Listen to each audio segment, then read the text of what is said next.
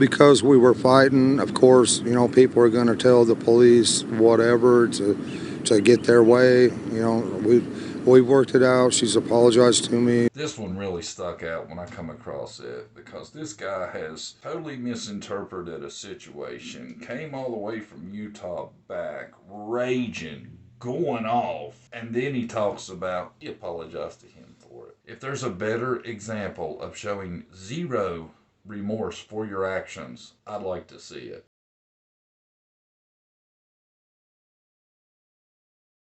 She'd give them a run for their money every day. She'd give them a run for their money. And there was times, we'd be, at our boys like, don't do this and don't do that. And next thing you know, the stick would come up and just whop them. When I run the lawnmower around, she would run behind me. When the boys run their bikes around, she, as fast as that little bike could go, she would be behind them running and keeping up with them, no problem. She loved to run. Summer was at these job sites. Was she just running around the house or unattended? Yeah, 90 going west. Didn't have no control over her. I mean, she was running all over walkboards. That's going across ladders in a stairwell. I don't know. You've seen it, babe. That one way I was working at, that was what, 15 feet off the ground. That's crazy. This one to me kind of hit home because I have a young daughter and I understand all the dangers there are and stuff out there. But to me, and if you think back when he's telling these stories, Summer was 5.5 basically when she went missing. So a lot of these stories, she was even younger than that. So to hear a story about Summer out chasing the boys and him on the lawnmower, and you got little boys on dirt bikes running around, that seemed extremely dangerous to me. And then when Dudley brings up, that she's up on scaffolds and stuff 15 foot above there, I would say that fits into the disregard for safety.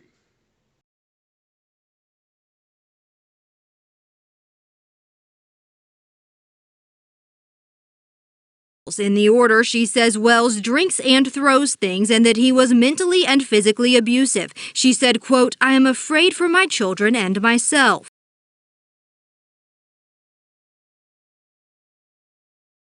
Come on, big and small. Come on, big and small. Summer's mom, Candace Bly, told officers Donald Wells came home drunk and saw someone else in the house and believed that Bly was cheating on him. I think impulsive behavior, there's a couple examples. He gave an example of he thought the cops were onto him and they had accused him of selling Summer, so he tells a story of going to Knoxville and purchasing $2,000 worth of candy and passing it out. So I think that would definitely fit the impulsive behavior.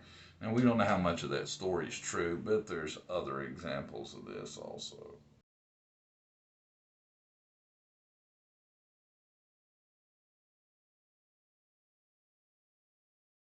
The state of Tennessee is corrupt and kidnapped our boys. And they will realize it when they get older.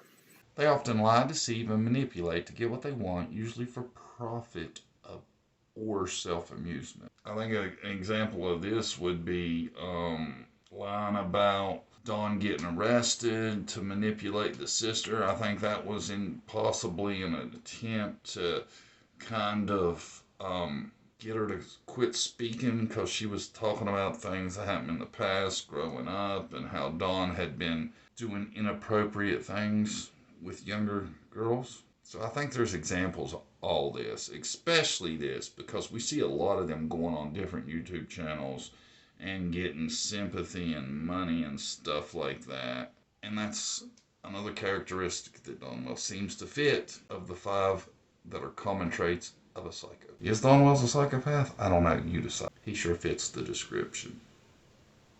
Just saying.